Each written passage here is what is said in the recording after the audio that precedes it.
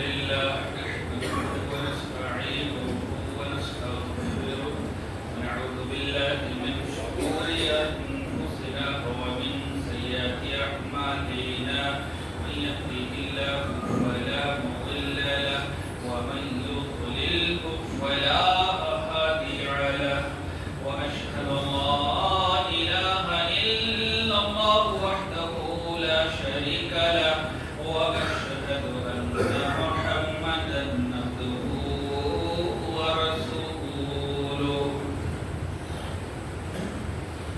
يا أيها الذين آمنوا اتقوا الله حق تقاته ولا تموتن إلا وأنتم مسلمون يا أيها الذين آمنوا اتقوا الله وقولوا قولا سديدا يصلح لكم أعمالكم ويغفر لكم ذنوبكم ومن يطع الله ورسوله فقد فاز فوزا عظيما يا أيها الناس اتقوا ربكم الذي خلقكم من نفس واحدة وخلق منها زوجها وبث منهما رجالا كثيرا ونساء واتقوا الله الذي تساءلون به والأرحام إن الله كان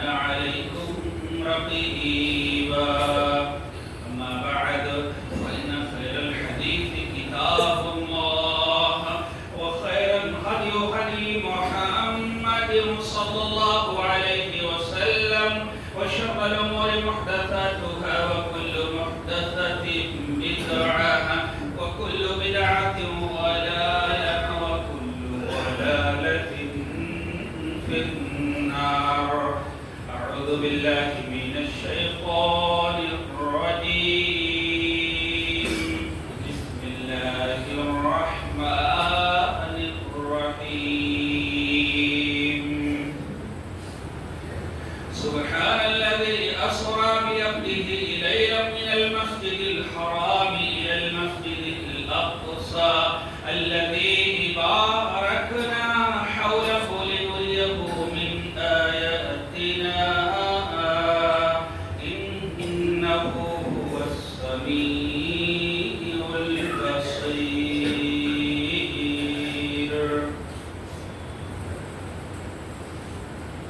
اللہ رب العزت کی بڑائی کبریائی حمد و ثنا تعریف و توصیف بزرگی بادشاہی شہنشاہی تنہائی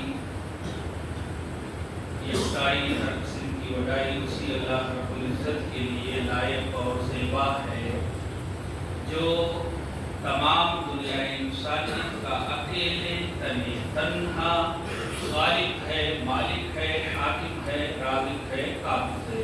درود و سلام ہوں تمام انبیاء کرام پر، خصوصاً ہمارے آخری نبی جناب حضرت محمد الرسول اللہ صلی اللہ علیہ وسلم پر۔ اللہم صلی علی محمد وعلی آل محمد کما صلیت علی ابراہیم وعلی آل ابراہیم انکا حمید مجید۔ اللہم بارک علی محمد وعلی آل محمد کما بارکت علی ابراہیم وعلی آل ابراہیم انکا حمید مجید۔ رحمت و بخشش کی دعا آل رسول، اصحاب رسول، اہل بیت، تابعین، تبع تابعین، بزرگ علماء دین اور بر جو بھی قوم و ملت کے اغوا پیشوا رہنما اور رہنما ہیں، اللہ تبارک و تعالی خاص طور سے اوپر فرمائے۔ حاضرین جمعہ، قوم و ملت کے جوان اور نوجوان ساتھیوں، بڑے بزرگوں، عزیز بچوں، ان کے ماؤں اور خطبہ مسنونہ کے اندر جس آیت کو میں نے آپ لوگوں کے سامنے پیش کیا ہے، اسی آیت کی روشنی میں اسراء و معراج کی حقیقت، اس موضوع کی مزید وضاحت کرنے کی کوشش کروں گا۔ الہی سے دعا ہے کہ اللہ تبارک و تعالی ہم تمام مسلمانوں کو ہر بات کہنے اور سننے اور اس کے بعد اس پر عمل کرنے کی توفیق عطا فرمائے۔ اللہ تبارک و تعالی نے بیان فرمایا، سبحان الذی اسری بعبدہ لیلا من المسجد الحرام الی المسجد الاقصی۔ پاک ہے وہ ذات جس نے اپنے بندے کو یعنی اپنے آخری نبی جناب حضرت محمد رسول اللہ صلی اللہ علیہ وسلم کو رات کی مختصر سی مدت میں، مختصر سی وقت میں مسجد حرام سے مسجد اقصی کا سفر کرا دیا، رات کے مختصر سے مدت الذی بارکنا حولہ، یہ بیت المقدس جو ہے اللہ تبارک و تعالی نے بیان فرمایا کہ بیت المقدس تو یہ بابرکت جگہ ہے ہی، اللہ تبارک و تعالی نے اس کے جو ارد گرد ہیں، اس کے چاروں طرف جو علاقے ہیں، اللہ نے بیان فرمایا یہ بھی بابرکت۔ مسجد حرام کے اندر آپ نماز پڑھیں 1,00,000 نماز کے برابر ثواب ملے، آپ مسجد نبوی کے اندر نماز پڑھیں 1,000 نماز کے برابر ایک نماز کا ثواب ملے، مسجد اقصی کے اندر اگر آپ نماز پڑھیں تو یہ بابرکت ہے، آپ کو 250 نماز کے برابر ثواب ملے گا، بابرکت جگہ۔ اور 3 جگہ یہی ہیں جن کی طرف آدمی باقاعدہ ثواب کی نیت سے سفر کر سکتا ہے، اور دنیا کے اندر کوئی جگہ نہیں، دنیا لا تشد الرحال، اللہ کے نبی کی حدیث ہے کہ آپ ثواب کی نیت سے سفر کر ہی نہیں سکتے۔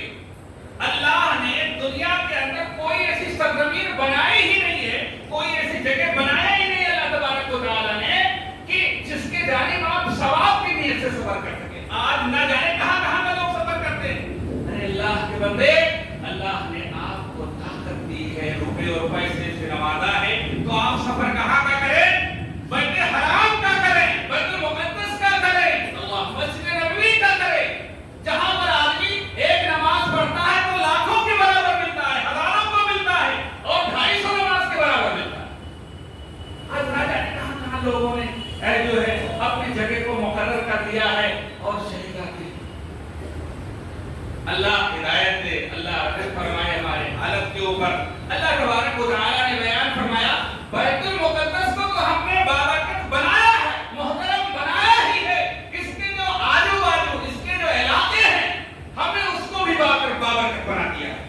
اور اللہ تبارک و تعالی نے آگے بیان فرمایا ہے کہ لِنُرِيَهُ مِنْ آیَاتِنَا، اے نبی یہ جو سفر ہم کرا رہے ہیں نا، اس کا ایک مقصد ہے۔ کیا مقصد ہے؟ اس سے پہلے خطبہ کے اندر میں نے بتایا تھا کہ یہ سفر ایسے حالات میں کرایا گیا تھا کہ اللہ کے نبی بہت غمزدہ تھے، ابو طالب کا انتقال ہو گیا، خدیجہ رضی اللہ تعالی عنہا کا انتقال ہو گیا، آپ طائف تشریف لے گئے، طائف والوں نے جو آپ کے ساتھ میں سلوک کیا تھا سب کے سامنے، اس سے پہلے کا ہے یہ منظر، طائف والوں نے جو آپ کے ساتھ میں سلوک کیا وہ سب جانتے ہیں۔ اللہ کے نبی بہت غمزدہ سے، بہت پریشان تھے، کفار و مشرکین کا چاروں طرف سے الزام تھا آپ کے اوپر، آپ کے صحابہ کے اوپر، اللہ کے نبی بہت پریشان ہو گئے تھے۔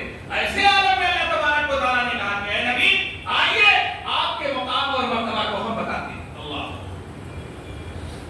تو اللہ تبارک و تعالیٰ نے بیان فرمایا لِنُرِيَهُ مِنْ آیَاتِنَا، تاکہ ہم آپ کو اپنی طاقت کی نشانیاں دکھائیں، آپ کو کچھ نشانیاں دکھائیں، اللہ اکبر، اور نشانیاں ایسی دکھائیں کہ سبحانہ بابرکت ہے، آدمی کہنے پر مجبور ہے کہ بھئی یہ کیسے ہو سکتا ہے، کیسے ممکن ہے، لیکن اللہ تبارک و تعالیٰ کہہ رہا کہ یہ سفر میں نے کرایا ہے، اور میں نے اللہ کے نبی کو اپنی نگرانی میں کرایا،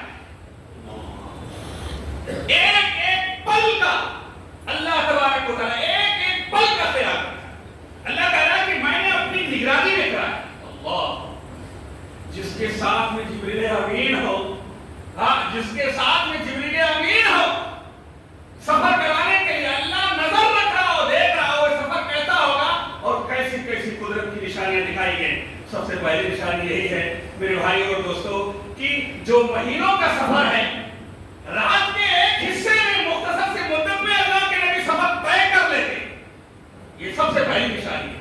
مہینوں سفر جو لگ جاتے ہوں، رات کے ایک حصے میں آدمی چلا جائے اور چلا آئے، ایک کمال کی بات ہے، ایک معجزہ تھا میرے بھائی اور دوستو۔ اسی کو اللہ تبارک و تعالیٰ نے بیان فرمایا لِنُرِيَهُ مِنْ آیَاتِنَا، آئیے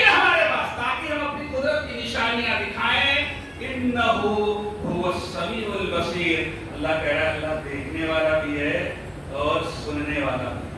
بچ نہیں سکتا. اللہ دیکھ بھی رہا تھا, اللہ سن بھی رہا تھا, اللہ کی نگرانی میں سب کچھ ہو رہا ہے. اللہ اکبر. انہ هو السمیع البصیر. بے شک اللہ تبارک و تعالی سننے والا اور دیکھنے والا ہے. آئیے اب اس سفر کو ہم دیکھ لیتے ہیں. اللہ کے نبی جناب محمد رسول اللہ صلی اللہ علیہ وسلم کو یہ سفر کرانے کے لیے ایک جانور لایا گیا جس کا نام براق تھا. براق پر آپ بیٹھ گئے اور اس پر سفر کیا. کہاں پہنچ گئے؟ بیت المقدس میں.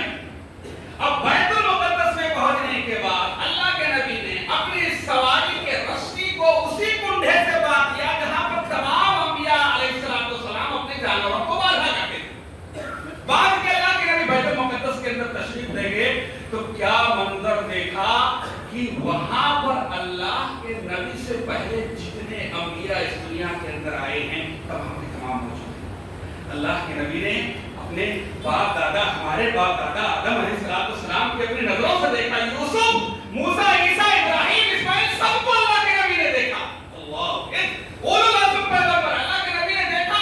تمام نبیوں سے علیہ سلام کیا, حال چال لیا. تمام نبیوں نے آپ کو بالمتفقہ اپنا امام بنایا. اللہ کیا مقام عطا کیا. ابراہیم موجود ہے, آدم موجود ہے, اسماعیل موجود ہے, موسیٰ, عیسیٰ اور یحییٰ, یعقوب موجود ہے, یوسف بھی موجود ہے. تمام انبیاء کہہ رہے چلیے آپ ہی نماز پڑھیں. امام الانبیاء بنا کے اللہ تبارک و تعالی آپ نے 2 رکعت نماز پڑھائی. نماز پڑھانے کے بعد وہاں سے نکلے, بیت المقدس کے گیٹ پر پہنچے. جبریل امین دو برتن کے اندر 2 مشروب لائے. ایک کے اندر دودھ اور ایک کے اندر شراب. ایک کے اندر دودھ ہے, ایک کے اندر شراب ہے. اللہ کے نبی نے دودھ کو پسند کیا اور اس کو نوش کر لیا, اس کو پی لیا. جبریل امین نے کہا اللہ کے نبی آپ نے فطرت کو پسند کیا ہے. کیا بات ہے, فطرت جو ہے فطرت کو پسند کیا ہے. اللہ, فطرت کیا ہے؟ فطرت آدمی کی فطرت کا تقاضا یہ ہے کہ آدمی توحید قبول کرے. یہ فطرت ہے. انسان چاہے مشرک ہو, چاہے کافر ہو, چاہے مجوسی ہو, اور چاہے جس دھرم کا ماننے والا کیوں نہ ہو, اللہ کے بندے اللہ نے ہر ایک انسان کے دل کے اندر توحید کو لگا دیا ہے, فٹ کر دیا ہے. ہاں اللہ دیکھیں جبریل امین کیا کہہ رہے ہیں کہ آپ نے فطرت کو پسند کیا, توحید کو پسند کیا, آپ نے شراب کو نہیں پسند کیا. اگر شراب کو پسند کرتے تو کیا ہوتا؟ آپ کی امت گمراہ ہو جاتی. آپ نے دودھ کو پسند کیا ہے. دودھ آدمی کے دماغ کو تر و تازہ کر دیتا ہے اور اللہ اکبر اس کو طاقت دیتا. شراب آدمی کے دماغ کو مار دیتا. اللہ آدمی کے دماغ کو مار دیتا ہے, باولا ہو جاتا ہے, اس کو پتا نہیں ہے, کچھ پتا نہیں چلتا میرے بھائی اور دوستوں. جبکہ دودھ کا معاملہ کیا ہے؟ دودھ جیسے ہی زمین پر بچہ آتا ہے, پیدائش ہوتی ہے اس کی, تو دودھ اس کی سب سے پہلی ضرورت ہوتی ہے. اللہ فطرت ہے. یہ دودھ کے اندر اللہ نے فطرت رکھا ہے, اور فطرت کیا ہے؟ یہ توحید ہے.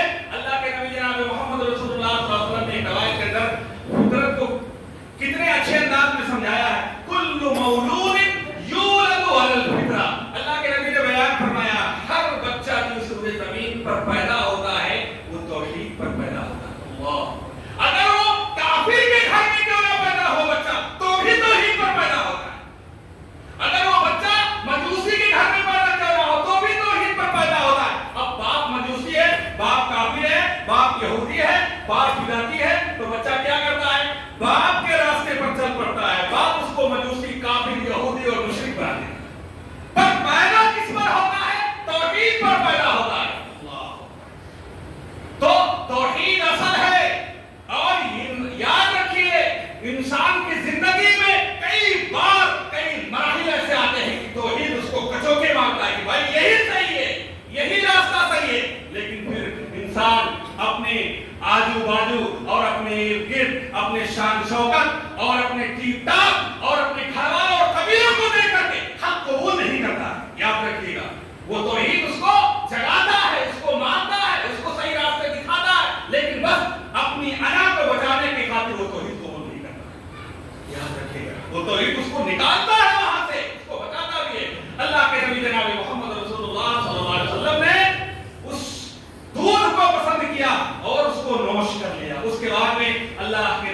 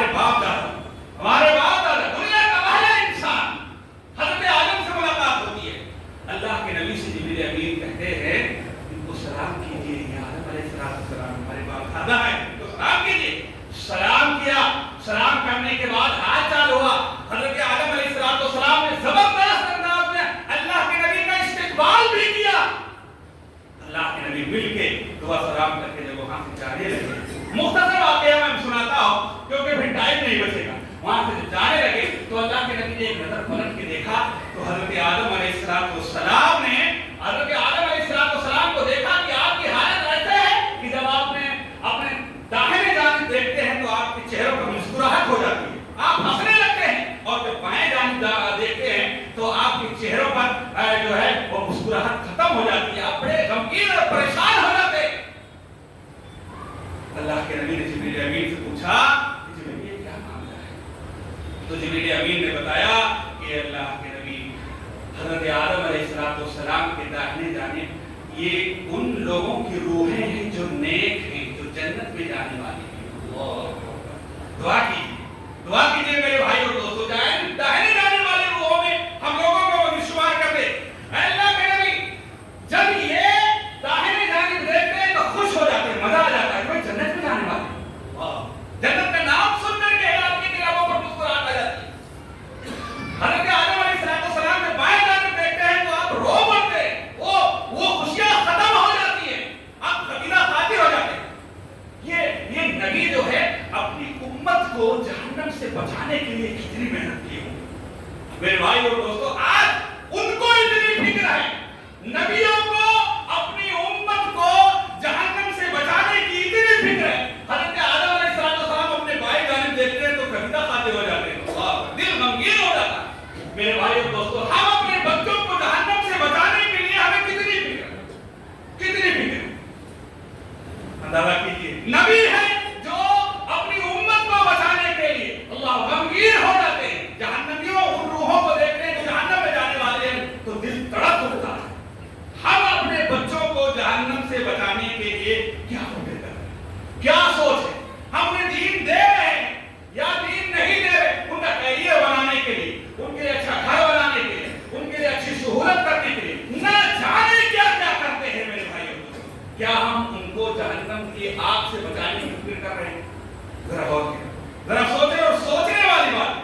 اللہ کے نبی جناب محمد رسول اللہ صلی اللہ علیہ وسلم وہاں سے آگے چلتے ہیں, دوسرے آسمان پر پہنچتے ہیں. بات چیت وہی ہوتی ہے, دروازہ کھولا جاتا ہے. دوسرے آسمان پر حضرت یحییٰ علیہ السلام سے ملاقات ہوتی ہے, حضرت عیسیٰ علیہ السلام سے ملاقات ہوتی ہے. حضرت یحییٰ علیہ السلام جن کو ان یہودیوں نے قتل کر دیا تھا, اور وہ عیسیٰ علیہ السلام کے قتل پہ در پہ تھے, لیکن اللہ نے ان کو اٹھا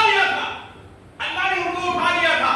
میرے بھائی اور دوستو, علماء کرام نے یہ بھی بیان کیا ہے کہ پہلے آسمان پر آدم کیوں ملے, اس کو بھی بیان کیا ہے, لیکن وہ یہاں قائم نہیں ہے.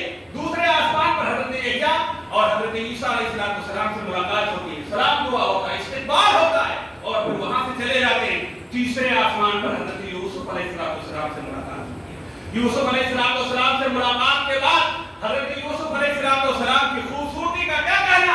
اللہ کے نبی جناب محمد رسول اللہ صلی اللہ علیہ وسلم جن کے تعلق سے بیان فرمایا, آدھی دنیا میرے بھائی اور دوستو خوبصورتی کے ایک پلڑے میں ہے, اور آدھی خوبصورتی اکیلے اللہ نے یوسف کو دے دیا ہے. اور کیا بات ہے, جن کو دیکھ کر کے یوسف علیہ السلام کی وقت کی عورتیں جو بہت خوبصورت تھی, میرے بھائی اور دوستو ان کی خوبصورتی کو دیکھ کر کے سیب پھل کاٹنے کے بجائے اپنے جو ہے انگلیوں کو کاٹ بیٹھے, اور ان کو پتا نہ چلے کہ میں پھل کاٹ رہی ہوں, انگلیاں کاٹ رہی ہوں. کیا نظارہ تھا, اتنے خوبصورت تھے حضرت یوسف علیہ السلام. وہاں سے اللہ کے نبی جناب محمد رسول اللہ صلی اللہ علیہ وسلم چوتھے آسمان پر پہنچتے ہیں. چوتھے آسمان پر اللہ کے نبی کی ملاقات حضرت ادریس علیہ السلام سے ہوتی ہے. استقبال ہوتا ہے, حال چال علیہ سویت ہوتا ہے. پھر وہاں سے دعائیں لے کر کے اللہ کے نبی پانچویں آسمان پر پہنچتے ہیں, اور وہاں پر حضرت جو ہے ہارون علیہ السلام سے ملاقات ہوتی ہے. سلام دعا ہوتا ہے. ملاقات کے بعد استقبال ہوتا ہے. استقبال کے بعد اللہ کے نبی چھٹے آسمان پر پہنچ جاتے ہیں, جہاں پر حضرت موسیٰ علیہ السلام سے ملاقات ہوتی ہے. موسیٰ علیہ السلام سے ملاقات ہوتی ہے, دعا سلام ہوتا ہے. حضرت موسیٰ علیہ السلام زبردست انداز میں آپ کا استقبال کرتے ہیں, وہاں سے جانے لگتے ہیں. تو حضرت موسیٰ علیہ السلام اللہ کے نبی کو جاتے ہوئے دیکھتے ہیں تو روتے ہیں. اللہ, حضرت موسیٰ علیہ السلام رونے لگتے ہیں. حضرت موسیٰ علیہ السلام جب رونے پوچھی جاتی ہے, آپ سے سوال کیا جاتا ہے کہ آپ کیوں رو رہے ہو, تو کہتے ہیں کہ میرے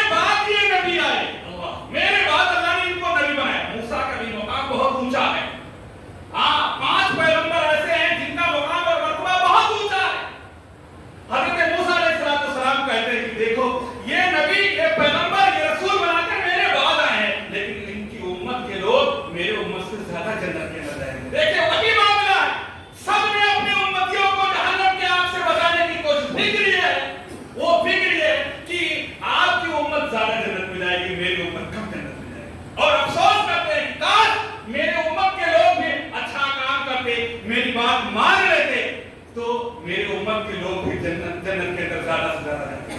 وہاں سے اللہ کے نبی جناب محمد رسول اللہ صلی اللہ علیہ وسلم 7ویں آسمان پر پہنچتے ہیں، اور وہاں پہ آپ حضرت ابراہیم علیہ السلام سے ہوتی ہے، آپ کے دادا حضرت ابراہیم علیہ السلام سے ملاقات ہوتی ہے۔ ابراہیم علیہ السلام جانتے ہو ٹھیک یہ بیت حرام ہے، اس کے اوپر ٹھیک بالکل اسی کے اوپر یہ ڈنڈا ہے، یہ ٹھیک اسی کے اوپر اللہ تبارک و تعالیٰ نے 7 آسمان کے اوپر بیت معمور بنایا ہے۔ بیت معمور کو ٹیک لگائے حضرت ابراہیم علیہ السلام بیٹھے ہوتے ہیں، اللہ کے نبی پہنچتے ہیں، دعا سلام ہوتا ہے۔ میرے بھائیوں دوستوں، بیت معمور وہ جگہ ہے جیسے اس روئے زمین پر خانہ کعبہ ہے، یہی مقام اور مرتبہ بیت معمور کو حاصل ہے۔ اللہ کے نبی نے بیان فرمایا بیت معمور کے تعلق سے کہ ایک ایسا گھر ہے جس کے اندر ڈیلی 70,000 فرشتے آتے ہیں، پھر ان کی باری لوٹ کے دیا، پھر ان کی باری لوٹ کے دیا۔ کتنے فرشتوں کو اللہ نے بنایا ہوگا، ہمارے کیلکولیٹر بھی تھک جائیں گے۔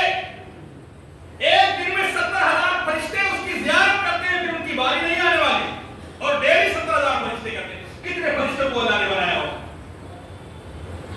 بیت معمور میں حضرت ابراہیم علیہ السلام سے ملاقات ہوتی ہے، دعا سلام ہوتا ہے، اور وہاں سے پھر اللہ تبارک و تعالیٰ اور اوپر لے جاتا ہے، سدرۃ المنتہا تک لے جاتا ہے۔ اللہ اکبر، سدرۃ المنتہا، سدرہ پر اللہ کے نبی پہنچتے ہیں۔ میرے وہ منتہا کے معنی انتہا ہے، اب اس سے آگے نہیں جا سکتے۔ اللہ انتہا ہے، اب اس سے آگے نہیں جا سکتے، لیکن اللہ کے نبی کو اللہ نے وہاں سے بھی آگے لے جائے جہاں تک اللہ نے چاہا۔ اللہ کے نبی جناب محمد رسول اللہ صلی اللہ علیہ وسلم نے بیان فرمایا مجھے وہاں تک لے جایا گیا جہاں قلم چلنے کی آواز آتی ہے، جہاں پر ہمارے اور آپ کے نصیبے بڑے بڑے فیصلے کیے جاتے ہیں، قلم چلنے کی آوازیں آ رہی۔ اللہ کے نبی کو وہاں تک لے جایا گیا، اللہ کے نبی کو جنت اور جہنم کا سیر کرایا گیا۔ میرے بھائی، جنت اور جہنم کو اللہ کے نبی نے اپنی آنکھوں سے دیکھا، یہ جہنم ہے اور یہ جنت ہے۔ میرے بھائی اور دوستو، اس طرح سے بڑی بڑی نشانیاں اللہ تبارک و تعالیٰ نے اپنے آخری نبی جناب حضرت محمد رسول اللہ صلی اللہ علیہ وسلم کو اللہ تبارک و تعالیٰ نے دکھلائی، اور یہی وہ موقع ہے کہ جس موقع پر اللہ تبارک و تعالیٰ نے اللہ کے نبی کو اپنے پاس بلا کے 3 تحفہ دیا۔ 3 تحفہ یاد رکھیے گا، یہ تحفہ 3 تحفہ دیا، اور وہ تحفے کون سے ہیں؟ پہلے نمبر پر اللہ تبارک و تعالیٰ نے اسی موقع پر اللہ تبارک و تعالیٰ نے اپنے پاس بلا کر کے اللہ نے 5 نمازوں کو فرض کیا۔ پہلے 50 کو فرض کیا، ابھی بعد میں آئے گا۔ 5 نمازوں کو دے دیا، اور سورہ بقرہ کی آخری آیتیں، اللہ، سورہ بقرہ کی آخری آیتیں، ذرا سورہ بقرہ کی آیتیں آپ پڑھ دیں۔ ربنا لا تؤاخذنا ان نسینا، اللہ سے کیسی دعائیں کر رہا ہے، اللہ نے یہ آیت دے دی ہے امت محمد، ربنا لا تؤاخذنا ان نسینا، اللہ ہم سے اگر غلطی ہو جائے، ہم سے بھول ہو جائے تو معاف کر دینا، ہم کو غلطیوں کے گزرے۔ ربنا لا تؤاخذنا ان نسینا ربنا ولا تحملنا علینا اصرا كما حملته على الذين من قبلنا ربنا ولا تحملنا ما لا طاقة لنا به واعف عنا واغفر لنا وارحمنا انت مولانا فانصرنا على القوم الكافرين۔ ذرا اس کے ترجمے کو آپ پڑھیے، آپ کا دل خوش ہو جائے گا، ہاں آپ کا دل خوش ہو جائے گا۔ یہ آیتیں اللہ تبارک و تعالیٰ نے دی، اور تیسرے نمبر پر اللہ تبارک و تعالیٰ نے ایک ایسا تحفہ دیا ہے جس کو دل سن کر کے باغ باغ ہو جاتا ہے۔ اللہ تبارک و تعالیٰ نے اپنے نبی کو یہ تحفہ دیا کہ اگر آپ کی امتی، آپ کے ماننے والے کتنا بھی بڑے سے بڑا گناہ کر کے کیوں نہ چلے ہیں، اگر وہ شرک نہیں لے کر کے آئیں گے تو میں ان کے بڑے گناہ کو معاف کر دوں گا، ان کے بڑے گناہ کو معاف کر دوں گا۔ اللہ یہ تحفہ دیا ہے اللہ کے نبی کو اللہ تبارک و تعالیٰ نے، ان کے بڑے گناہ کو بھی معاف کر دوں گا۔ اس نے زنا کیا ہے تو زنا کو معاف کر دوں گا، چوری کی ہے تو چوری کو معاف، لیکن شرک کو معاف نہیں کروں گا۔ اگر شرک نہیں کر کے آئے گا تو ان کے بڑے بڑے گناہ کو بھی میں معاف کر دوں گا۔ اللہ اکبر۔ اللہ تبارک و تعالیٰ نے اپنے آخری نبی جناب محمد رسول اللہ صلی اللہ علیہ وسلم کو یہ تحفہ دے کر مجھے اس سے پتہ چلتا ہے کہ شرک کتنا خطرناک ہے، کتنا خطرناک اور کتنا قبیح جرم ہے، اس سے اپنے آپ کو بچائیے، بڑی خطرناک ہے۔ ہاں یہ الگ بات ہے کہ اللہ تبارک و تعالیٰ اگر چاہے چاہے تو پہلے ہی فرصت میں جب جہنم میں نہ جانا پڑے آدمی کو پہلے ہی بڑے بڑے گناہ معاف کر دے. اور اگر کسی کو جہنم میں جانا پڑ جائے تو میرے بھائیوں اور دوستوں وہ سزا کا مستحق تو ہوگا لیکن ہمیشہ اس کے لیے توحید والا جہنم کے اندر نہیں رہے گا. اس کے جو ہے بطور سزا اللہ جہنم کے اندر ڈال دے گا پھر وہاں سے نکالے گا اللہ تبارک و تعالیٰ ایک توحید والے کو جنت کے اندر ڈالے گا. تو اللہ عالم سے یہی دعا کریں کہ اللہ تبارک و تعالیٰ پہلے ہی فرصت میں جنت کے اندر داخل کرے. دنیا کی آگ کو آدمی نہیں برداشت کر سکتا بھلا جہنم کی آگ کے کیسے آدمی برداشت کر سکتا. یہ اللہ تبارک و تعالیٰ نے بڑی بڑی نشانیاں دی. اس کے بعد میں اللہ کے نبی جناب محمد رسول اللہ صلی اللہ علیہ وسلم کو جہنم کا سیر کرایا گیا اور کیسے کیسے مناظر دیکھے اور بہت سارے مناظر کو دکھایا گیا میرے بھائی اور دوستوں جس کو پڑھنے کے بعد جو ہے ایمان تازہ ہو جاتا ہے. اللہ کے نبی جناب محمد رسول اللہ صلی اللہ علیہ وسلم سیر کر رہے تھے. اچانک آپ کے ناک میں خوشبو آئی. اللہ کے نبی نے پوچھا کہ بھائی یہ کیسی خوشبو ہے؟ کچھ نے بتایا یہ جو ہے فرعون کی بیٹی کو کنگھی کرنے والی کی خوشبو ہے. اللہ کے نبی نے پوچھا کہ یہ کیا چیز ہے؟ کہا کہ فرعون کی بیٹی کو اس کی لوڑی اس کی نوکرانی کنگھی کر رہی تھی. اچانک کیا ہوا؟ کنگھی چھوٹ کے زمین پر گر گئی. تو اس نے جب کنگھی کو اٹھایا دوبارہ تو اس نے کہا بسم اللہ. تو بیٹی فرعون کی بیٹی کیا بولتی ہے کہ بسم اللہ مطلب میرا باپ اللہ کا رب فرعون کہتا تھا انا ربکم اللہ میرا باپ نا. تو اس نے کہا نہیں تیرے باپ کا رب کا رب اللہ. میرے باپ کے علاوہ بھی کوئی رب ہے جس کو تو اپنا رب مانتی ہے؟ جی تیرے باپ کا بھی رب ہے اور میرا رب ہے. میں اسی کو اللہ مانتی ہوں اسی کو اپنا رب مانتی ہوں. تو اس نے دھمکی دی کہ میں اپنے باپ سے کہہ دوں گی یعنی فرعون سے کہہ دوں گی. تو کہا کہتے کیا فرق پڑتا ہے؟ اس سے پتہ چلتا ہے کہ بھائی جو آدمی توحید کو مانتا ہے وہ اللہ کے علاوہ کسی سے ڈرتا نہیں ہے. اس کے اوپر جتنے بھی ظلم کیے جائیں اس کو جتنا مارا جائے اس کو جتنا ستایا جائے ایک بار انسان اگر توحید کو مان لیتا ہے تو ساری دنیا سے بغاوت کر سکتا ہے میرے بھائی. کسی سے نہیں ڈرے. اللہ کے سوا کسی سے نہیں ڈرتا. توحید انسان کو ڈر بناتی ہے باہمت بناتی ہے. اللہ باہمت بناتی ہے. وہ لڑکی اپنے باپ فرعون کو بولتی ہے. فرعون تانبے کا برتن لے کر کے آتا ہے تیل گرم کرتا ہے. اس کے بچے ہوتے ہیں ایک ایک کر کے ان بچوں کو اس کے سامنے ہی اس دیگ کے اندر اس تیل کے اندر ڈال دیا جاتا ہے میرے بھائی اور دوستوں. اور ایک چھوٹا سا بچہ ہوتا ہے جو دودھ پیتا بچہ ہوتا ہے میرے بھائی اور دوستوں. جب اس کے ڈالنے کی باری ہوتی ہے جو اس کے سینے سے چمٹا ہوتا ہے وہ بچہ تو یہ عورت چھٹکتی ہے یہ چھٹک جاتی ہے. تو وہ بچی بول پڑتی ہے کہ امی جان یہ دنیا کا عذاب جو ہے یہ بہت اہون ہو یہ بہت ہلکا ہے. آخرت کے عذاب سے کود جائے اس کے اندر. ماں بیٹی دونوں اس کے اندر چلی جائے. توحید کے ساتھ بہت قربانیاں دی ہے بڑی قربانیاں دی ہے. اس سے پتہ چلتا ہے میرے بھائیوں دوستوں توحید سب سے بڑی نعمت ہے سب سے بڑی دولت ہے اس دنیا کے اندر. توحید نہیں ہے تو کچھ نہیں ہے. یہ سارے واقعات یہ ساری نشانیاں اللہ تبارک و تعالیٰ نے اس پورے سفر کے اندر اللہ تبارک و تعالیٰ نے دکھایا اور آپ کے مقام اور مرتبے کو بیان کیا کہ ہمارے نبی کی کیا شان ہے کیا مقام ہے اور کیا مرتبہ ہے. اللہ سے دعا ہے کہ اللہ تبارک و تعالیٰ ہم تمام مسلمانوں کو قرآن اور حدیث کے اندر جو بیان ہوا ہے اس کو سن کر سمجھ کر اس کو پڑھنے اور اس پر عمل کرنے کی توفیق عطا فرمائے. الہی ہم تمام مسلمانوں کو ایک کر کے صوم و صلاۃ کا پابند بنا دے ایمان والا بنا دے توحید والا بنا دے شرک و بدعات سے اللہ تبارک و تعالیٰ متنفر کر دے نفرت کرنے والا بنا دے. اللہ الہی ہم تمام مسلمانوں کو ایک کر دے. الہی جب تک ہمیں سورہ زمین پر زندہ رکھے ایمان اور اسلام پر زندہ رکھے اور جب ہمارا خاتمہ ہو تو ایمان اسلام پر ہو. الہی ہمیں سے جو غریب حال ہیں بیمار حال ہیں پریشان حال ہیں اللہ تبارک و تعالیٰ ان کی غریبی ان کی بیماری ان کی پریشانی کو دور فرما دے. الہی ہمیں سے جو قرضدار ہیں اللہ تبارک و تعالیٰ ان کے قرض کے رہے کوئی سبیل پیدا کر دے. الہی ہم میں سے جو اس دنیا سے وفات پا گئے ان کی قبروں کو بھر دے ان کے گناہوں کو معاف فرما دے اور انہیں فردوس میں جگہ دے. آمین. وآخر دعوانا الحمد للہ رب العالمین. بارک اللہ لنا ولکم في القرآن العظیم ونفعني وإياكم بما فيه إنه تعالى الرحمن الرحيم.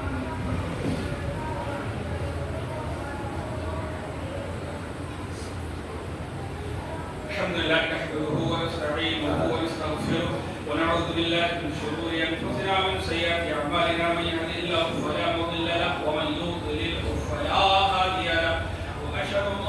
إله إلا الله وحده لا شريك له وأشهد أن محمدا عبده ورسوله أما بعد وإن خير الحديث كتاب الله وخير الهدي هدي محمد صلى الله عليه وسلم وشر الأمور محدثاتها وكل محدثة بدعة وكل بدعة ضلالة وكل ضلالة في النار. أعوذ بالله من الشيطان الرجيم. بسم الله الرحمن الرحيم. يا أيها الذين آمنوا صلوا عليه وسلموا تسليما. اللهم صل على محمد وعلى آل محمد كما صليت على إبراهيم وعلى آل إبراهيم إنك حميد مجيد. اللهم بارك على محمد وعلى آل محمد كما باركت على إبراهيم وعلى آل إبراهيم إنك حميد مجيد. قال الله رحمه الله إن الله